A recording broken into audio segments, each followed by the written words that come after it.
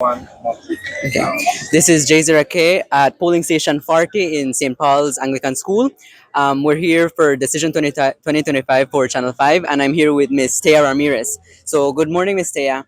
What's the feeling like having polls been open for almost 4 hours now? Well, it seems much longer because I've been up from very, very early. But the the trickle of voters has been slow but very, very steady. We usually expect that it will amp up right after lunch. And so, right about 1 o'clock is when people really start coming out to vote in Corozal. But so far, it's been very good. It's been very steady. Our machinery is working. It's working as it should. We had people lined up to vote as of the opening of the polls at 7. So we have been doing our work. We are out here and the machinery is working. I'm just out here to greet voters and to be able to provide that support to the machinery. The machinery is like no other in Belize right now. Okay, so Miss Thea, if elected, what would be your top priorities for this constituency? What would you wish to develop more?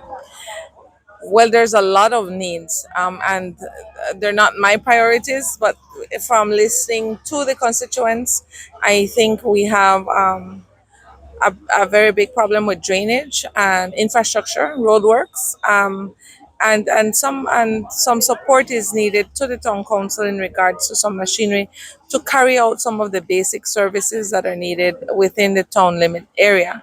And so those are the very first things that are on the agenda. And obviously, because the Central Park is right in front of a polling station, we were unable to start and kick off the Central Park Rehabilitation Project. So obviously, that is something that's going to happen like by next week.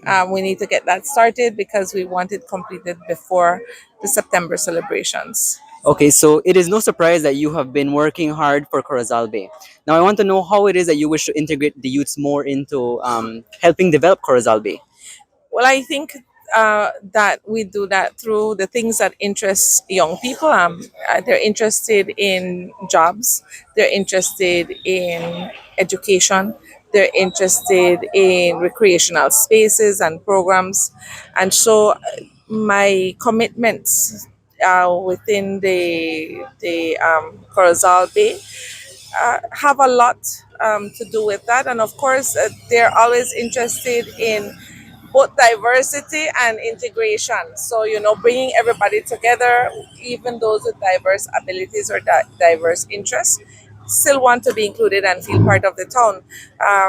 The underlying current of or theme in my manifesto or commitments, as I like to call them, and my platform is "There's no place like home." We mean by that Corozal is a very special place, both within Belize and in the entire world. There's no feeling like coming back home to Corozal, and we want to keep that feeling, intensify that feeling.